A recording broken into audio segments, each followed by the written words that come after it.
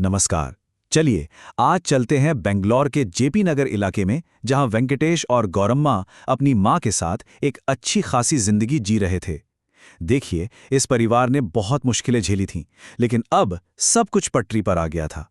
पर उन्हें क्या पता था कि एक रात उनकी जिंदगी में एक ऐसा अनचाहा मेहमान दस्तक देगा जो उनकी सारी खुशियों को तहस-नहस कर देगा। ये कहानी एक सीधे से सवाल से शुरू होती है। सोचिए, क्या हो अगर आपका एक नेक काम, किसी की मदद करने की एक छोटी सी कोशिश आपके लिए एक भयानक मुसीबत का कारण बन जाए। आइए वेंकटेश की कहानी में इसी सवाल का जवाब ढूंढते हैं। कहानी की शुरुआत होती है एक खौफनाक रात से। एक ऐसी रात जब इस हंसते खेलते परिवार की शांति अचानक भंग हो जाती है और डर उनके घर में अपना पहला कदम रखता है। रात के करीब 1:30 बज रहे थे। सब गहरी नींद में थे। तभी गौरम्मा की नींद अपने भाई वेंकटेश के कमरे से आ रही एक बहुत ही अजीब आवाज से खुल जाती है। गौरम्मा को अपने भाई के कमरे से पहले तो किसी लड़की के हंसने की आवाज आई, फिर पायल की छनछनाहट और साथ में अजीब सी फुसफुसाहट। ये आवाजें उसे डरा भी रही थीं और खींचकर अपने भाई के कमरे की तरफ ले जा रही थीं, जहां एक अनजाना डर उसका इंतजार कर रहा था। जैसे ही गौरम्मा ने दरवाजा खोला, सामने जो नजारा था उस पर यकीन करना नामुमकिन था। उसका भाई वेंकटेश औरतों के कपड़े पहने हुए अजीब सा नाच रहा था। एक पल को तो गौरम्मा को लगा कि वो कोई सपना देख रही है या शायद भैया किसी नाटक की तैयारी कर रहे हैं। गौरम्मा ने घबराकर पूछा, भैया ठीक तो हो ना? बस इतना सुनना था कि वेंकटेश ने एक भयानक चीख मारी और घर से बाहर रात के अंधेरे में भाग गया। वो बस भागता गया जब तक आंखों से ओझल नहीं हो गया। गौरम्मा के लिए ये एक ऐसा सदमा था जिसे वो शायद कभी नहीं भूल पाएगी। वेंकटेश का ये रूप परिवार के लिए बिल्कुल नया था, एकदम चौंकाने वाला। तो आखिर ये सब हुआ कैसे? इस घटना को समझने के लिए हमें थोड़ा पीछे जाना होगा, इस परिवार के संघर्ष और उनकी उम्मीदों की कहानी को देखना होगा। देखिए, जब वेंकटेश और गौरम्मा बहुत छोटे थे तभी उनके पिता की मृत्यु हो गई थी।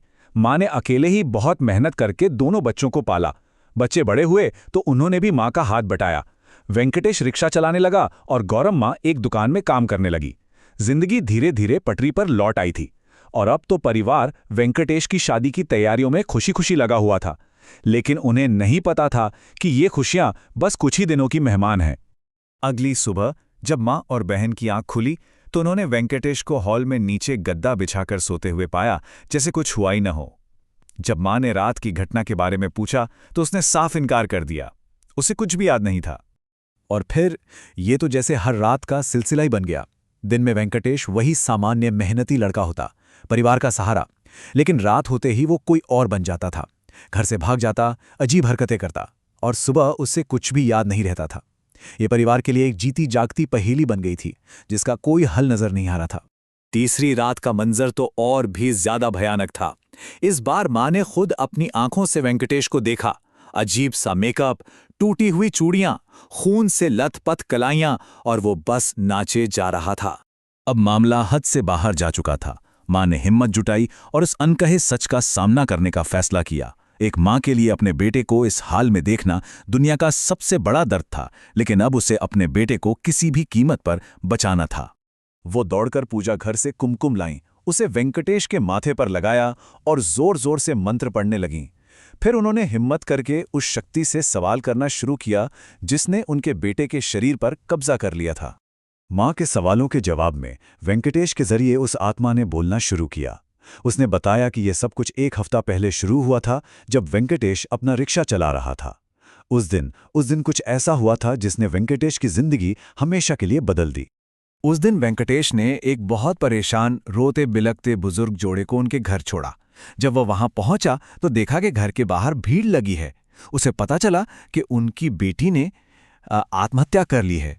माँ बाप का दुख देखकर वेंकटेश से रहा नहीं गया और उसने दरवाजा तोड़कर उनकी बेटी के शव को बाहर निकालने में मदद की। वेंकटेश ने इस दिल दहला देने वाली घटना के बारे में घर पे किसी को कुछ नहीं बताया, ताकि उसकी माँ और बहन फालतू में परेशान न हो। लेकिन उसे क्या पता था कि अनजाने में वो अपने साथ एक आत्मा घर ले आया था।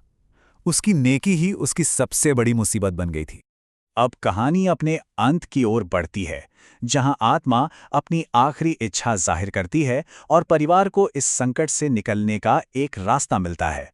लेकिन क्या ये रास्ता इतना आसान होगा? आत्मा ने साफ साफ कहा, मुझे तुम्हारा लड़का बहुत अच्छा लगने लगा है। मैं इसको छोड़कर नहीं जाऊंगी। ये सुनकर तो परिवार पर मानो पहाड़ टूट पड़ा। सारी उम्मीदें खत्म होती दिखीं। लेकिन माँ ने हार नहीं मानी। उन्होंने एक माँ की तरह उस आत्मा से गुहार लगाई, उसे अपनी बेटी कहा और अपने बेटे को छोड़ने की भीख मांगी। एक माँ का दर्द शायद दूसरी माँ ही समझ सकती थी, और इस अपील ने उस आत्मा का दिल पिघला दिया। आत्मा ने आखिरकार अपनी एक आखिरी इच्छा बताई। उसने कहा, एक पीली साड़ी, बस वही, प्यार से उस जगह चढ़ा दे जहां मेरा अंतिम संस्कार हुआ था। परिवार ने ठीक वैसा ही किया। वेंकटेश, जिसे अब धीरे धीरे सब कुछ याद आ चुका था, अपनी मां के साथ गया और उस रस्म को पूरा किया। इसके बाद वो धीरे धीरे पूरी तरह से सामान्य हो गया। उनके घर में फिर से शांति और खुशियां लौट आईं। ये कहानी हमें गौरम्मा के नाती ने बताई है। उनके लिए ये सिर्फ एक कहानी नहीं, बल्कि एक डरावनी सच्चाई है, एक याद है जो उनके परिवार के साथ घटी थी। तो वेंकटेश की ये कहानी हमें एक बहुत गहरे सवाल पर सोचने के लिए मजबूर करती है। क्या किसी की मदद करने के जज्बे की भी कोई सीमा होनी चाहिए?